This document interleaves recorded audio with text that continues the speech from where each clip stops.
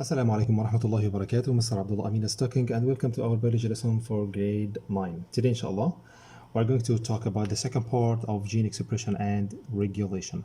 In this part, we are going to talk about the gene expression in eukaryotes, and we have like vocab like exon and intron, two new vocabs, inshallah, we are going to know them.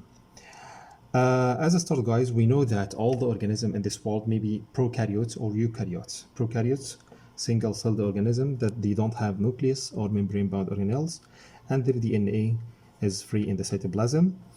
And eukaryotes, they are more complicated organism. They contain nucleus and membrane-bound organelles. Today, inshallah, we are going to talk about the gene expression and regulation in eukaryotes.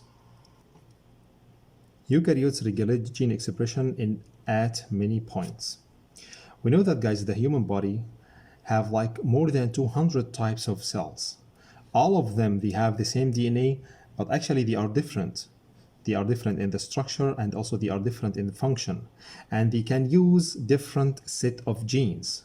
So different set of genes are expressed in different types of cells. So the cells in the stomach different from the cell in the eye. They both have the same DNA, but they use different set of genes as they work. Transcription, guys, is controlled by regulatory DNA sequences and the proteins they called transcription factor. So these regulatory DNA sequences are recognized by proteins, okay, which is transcription factors that help them to bind to the DNA strand, and also that help the RNA polymerase to bind at the start of the gene. Okay, sometimes, guys, the promoter may be located beside the gene or maybe far away from the gene. That's why the DNA can loop and bend, okay, bringing these sequences to the start of the gene. Okay, so they will become close to the gene or become close contact with their target sequences. We have, guys, like each gene has unique combination of regulatory sequences. Some regulatory sequences, guys, can found in almost all eukaryotic cells. Like, for example, most of eukaryotic cells, they have like sequence of nucleotides called TATA-box, which is 7 nucleotides promoter, which is TATA and AAA. So this is called TATA-box.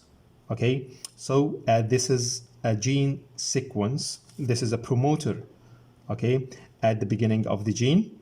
And also we have like some other promoters like enhancers and silencers. They both that help, they have an important role. They can speed up or slow down the rate of transcription.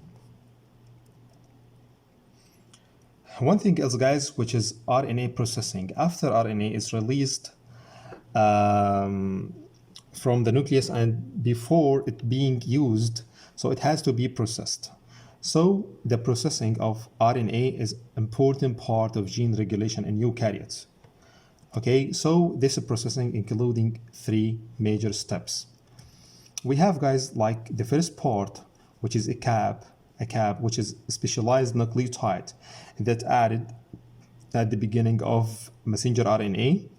And also we have like a tail, which is a string of nucleotides also that can added to the end of messenger RNA. Both of them, guys, has a function to do, like the tail that help the messenger RNA molecule to exit the nucleus. And if we go back to the cap, so the cap that can prevent the strand from broken down and can help the messenger RNA strand to bind to ribosome.